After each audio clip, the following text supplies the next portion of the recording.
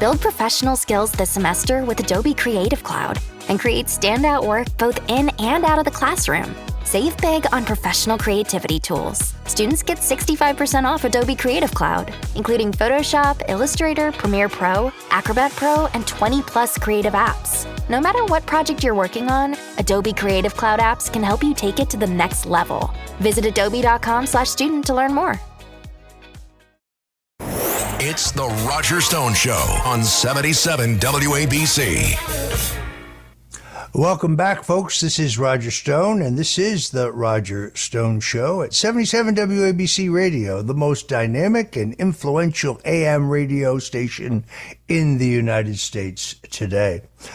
You know, I'm, as I said at the top, a huge fan of Frank Sinatra. I had a chance to meet him once. I'll tell you about that in this segment, but also had a chance to hear him live twice.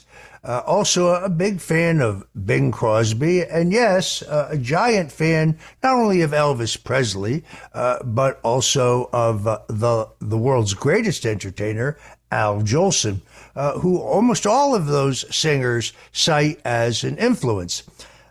My problem with music today is it's largely synthetic. In other words, when you listen to a recording, that's not really a piano, that's a computer. That's not really a violin, that's not a computer. That's not the singer's real natural voice. That's been enhanced by the technicians. But then about a week ago, I was in a restaurant in South Florida, and I heard a crooner named Sal Manzo. And I got to tell you, Sal Manzo blew me away. He's got an incredible set of pipes. And we sat down and had a discussion about music, about singing, about his favorite singers, his favorite songs. I talked about mine. And I thought about it, and I decided, wow, Sal Manzo needs to be on 77 WABC Radio because he's in New York. He's going to be appearing there, and therefore it is my privilege to bring this great entertainer, Sal Manzo, to the Roger Stone Show. Welcome to the show, Sal. Roger, thank you very much, and thank you so much for those kind words. Much appreciated. Well, a natural talent is not nearly as out there because there's very few venues for live entertainment. I mean, I don't know how easy it is for you to find work, but sure, there's some restaurants, there's some lounges, but you know, it's much cheaper to put on a recording. I asked you up front, who is your favorite singer of all time? You rolled up your sleeve and you showed me a tattoo of Frank Sinatra on your arm. I love that. I, of course, have a tattoo of Richard Nixon on my back, so we have something in common. Sinatra is, without any question, the greatest who ever lived. You know, my wife and I saw him in concert very, very, very late in his career. It was at a time that his voice was largely burned out. He was not in great health, you know, but we enjoyed every last minute of it. You know why? Because he was still Frank Sinatra. That's why. So tell me why you think Sinatra is the greatest singer of all time. I was very lucky early on in my life as a little boy that the music that my family listened to, especially my mother, when she would clean the house, God rest her soul, I heard the likes of Sinatra and Jimmy Roselli and Dean Martin and Jerry Vale and Frankie Valli. So I was involved in that music early on, and I always knew that there was something special about that music. Even at an early age, when most of my friends were listening to rock and roll, I wanted to listen to Sinatra because I knew there was something special there. And I had the ability to sing truly God's gift from an early age, like 5 or 6 years old, I was able to sing. And now I just turned 62 years old this past Sunday. I've never taken a music or a vocal lesson in my life, truly God's gift, and that I'm able to make people happy with that gift is such a special thing, Roger. So what's your absolute favorite Sinatra song? And that's a tough question. It is a tough question, and I always tell people it depends what mood I'm in. So I love the chart of "Luck Be a Lady." I love the probably one of the greatest charts ever written. The Cole Porter song "I've Got You Under My Skin" and that famous arrangement by Nelson Riddle. That is the standard, without a doubt. So, and also there's another one called "You and Me," written by Peter Allen. Talk about a tearjerker if you're in a relationship. That's the song. I guess if it were me, I'd have to go with "Come Fly With Me." But Sal, could we impose on you this Sunday afternoon to give us a little a cappella of your favorite Sinatra song? Well, let's see. I'll pick one out off the top of my head. How about this one? Fly me to the moon and let me play among the stars. Let me see what spring is like on Jupiter and Mars.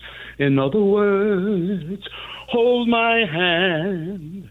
In other words, darling, kiss me.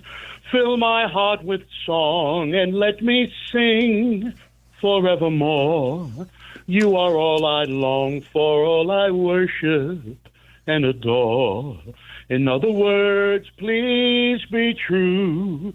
In other words, Roger, we love you. The great Sal Manzo, ladies and gentlemen, absolutely amazing. It's interesting. I met Sinatra in 1984. Frank Sinatra, who had been very close to the Kennedys, had fallen out with the Democratic Party because John F. Kennedy was supposed to visit Palm Springs, and he was supposed to stay with Frank at his house there.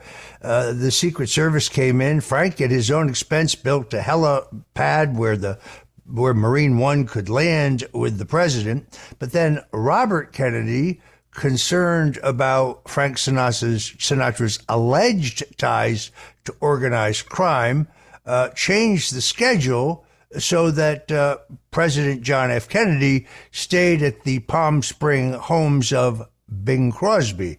And Bing Crosby was a Republican. Frank never got over it. By 1970, Frank Sinatra had become a Republican and a really good friend of Ronald and Nancy Reagan. And he entertained at the 1980 inauguration of Ronald Reagan. I remember it distinctly because he did one number, then he got into a fight with the orchestra director. He took the orchestrations and he threw them on the floor, and they flew everywhere. Frank had a legendary temper, and he liked things just so. When you perform publicly, and you're now, I guess, at Cafe Palermo in New York City, where you can be heard regularly. What's the song that is requested the most? What's the most common request? Out of all the songs that I sing, and I sing a lot of different kind of songs, I sing, I'll quote a good friend of mine, Ben Marsala. Sal, you sing from Lady Gaga to Frank Sinatra, and he makes me laugh every time he says that. By far, and this is even by younger people in their 20s and 30s, most requests, I would say well above 70% of the requests I get is for Sinatra songs, and then there's everybody else. So, with that being said, Roger, there is hope in the world if young people are listening to Sinatra. Morning decisions. A creamy mocha frappuccino drink? A sweet vanilla? Maybe a smooth caramel? Or that white chocolate mocha? Whichever you choose, delicious coffee awaits. Start your day with bottled Starbucks Frappuccino drinks. Pick up a bottle near you wherever you buy your groceries.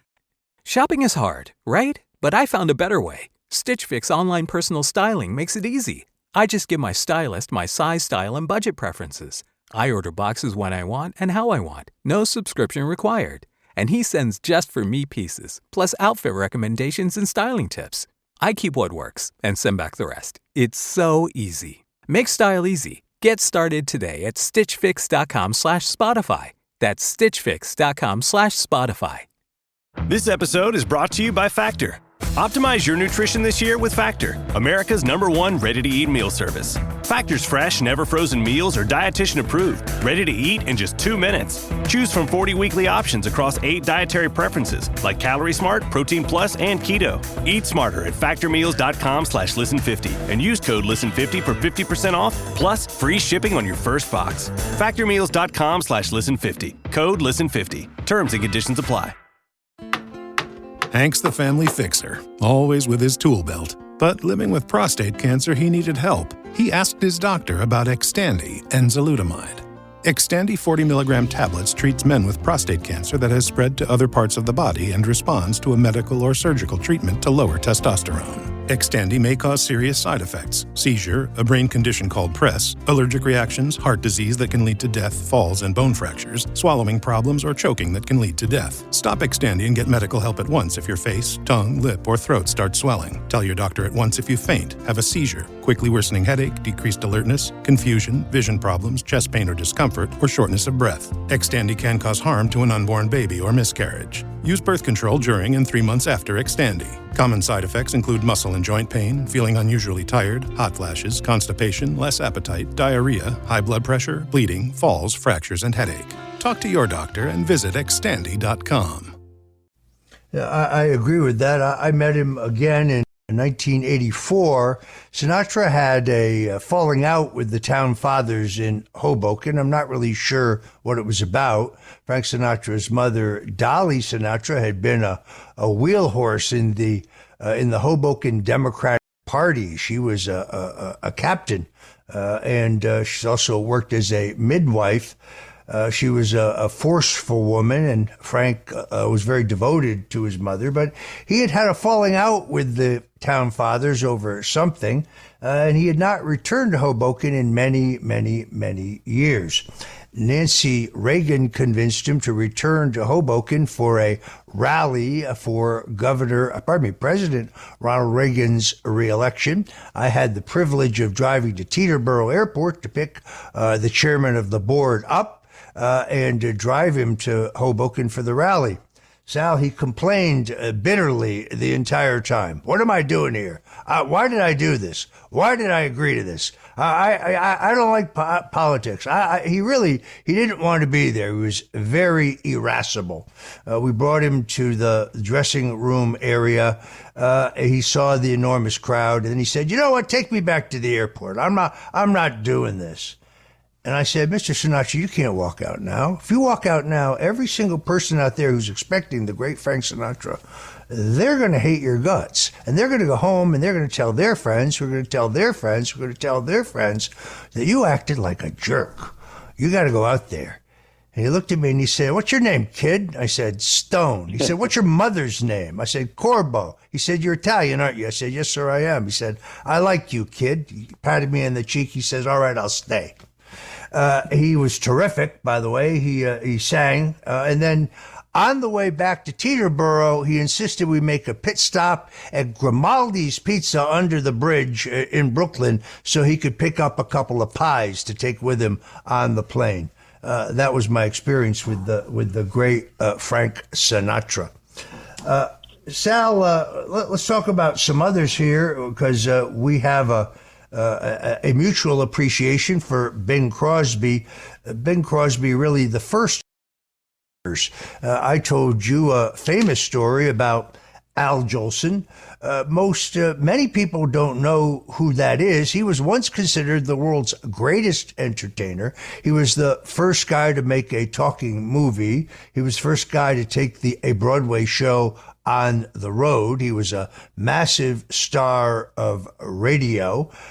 He was a very early recording artist. Then late in his life, the story of his life was remade by Samuel Goldwyn.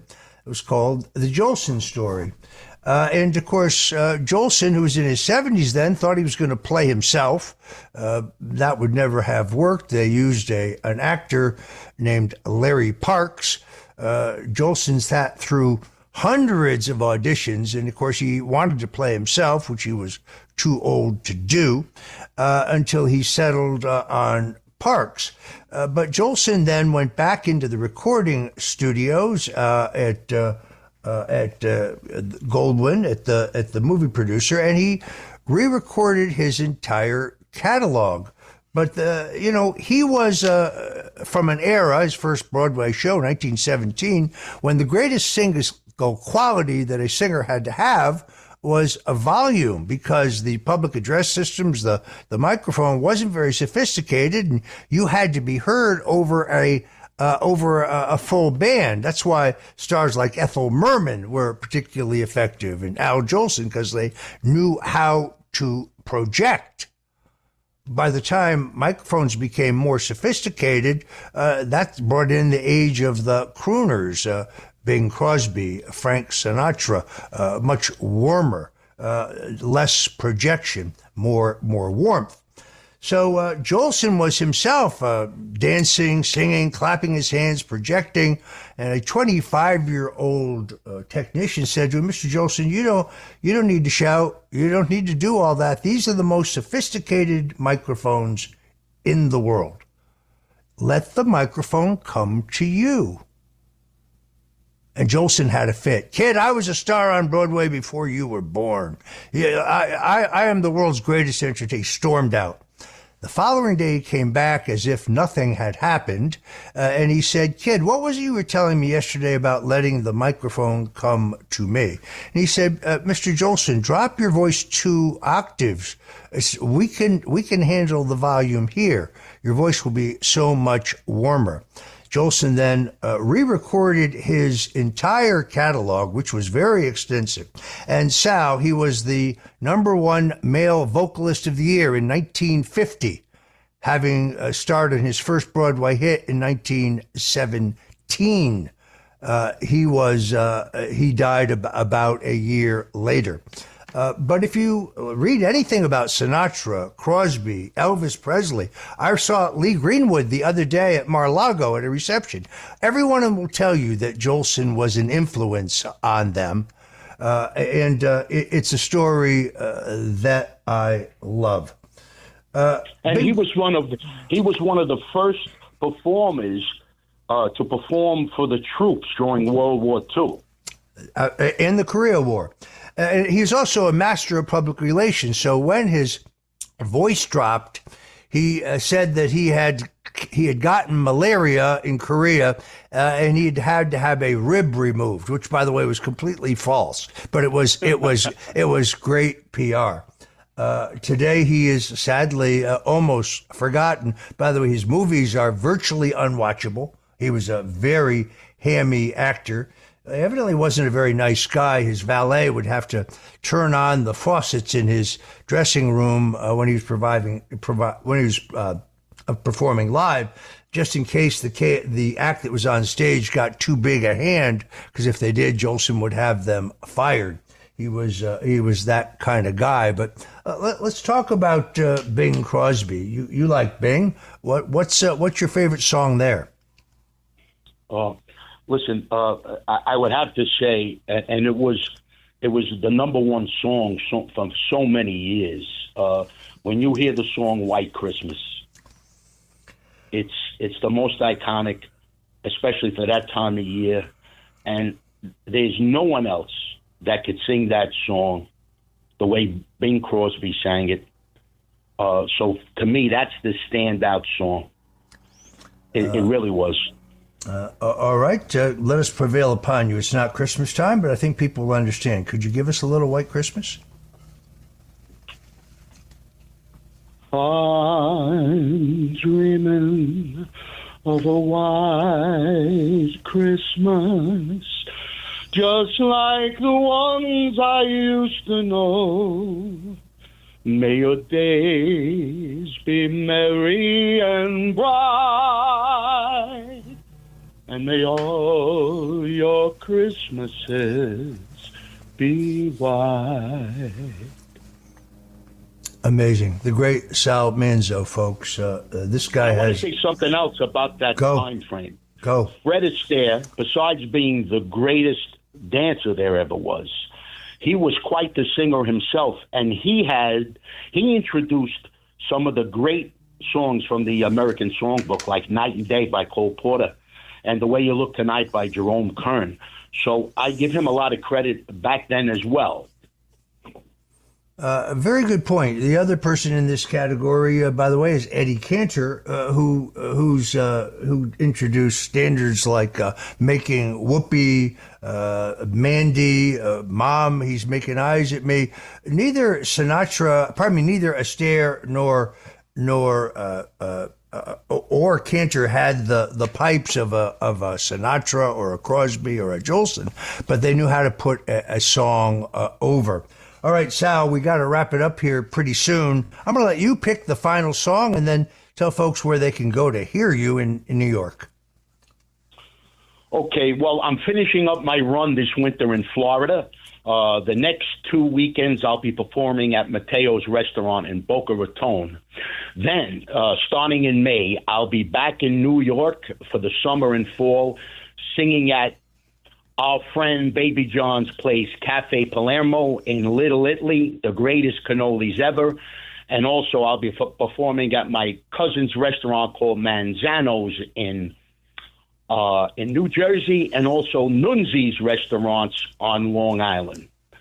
So being that I'm the biggest Sinatra fan, I'm going to leave you with one more Sinatra tune.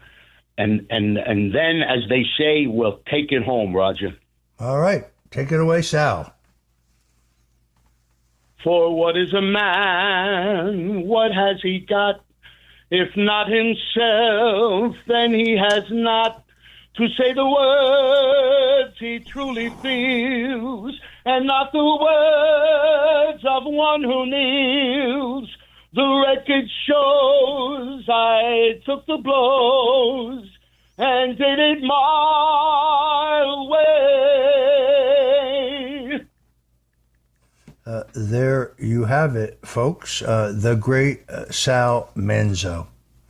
So I promised you folks that I would go into my mother's recipe box and bring you one of my all-time favorites. This was my dad's favorite meal. He was a well driller. He grew up in Norwalk, Connecticut, New Canaan, Connecticut, is where he went to high school. And this is a simple one that, when you're in a hurry, you go out and you buy some very thin cut pork chops. You slice some of the fat off of them. You render that fat in a frying pan. You brown those chops. You put in some a medium-sized onion, which you have diced. Once the onions are translucent and the chops are nicely browned, that is then that you put in some minced garlic. I'm talking about, quite a bit, head garlic or so. Then you add 2 cans with the juice of San Marzano tomatoes. Now, we've talked about this. San Marzano is not a brand. It is a style of tomatoes that come from a very specific valley in Italy. You can get them at Gristides. You can find them. Several different purveyors sell them.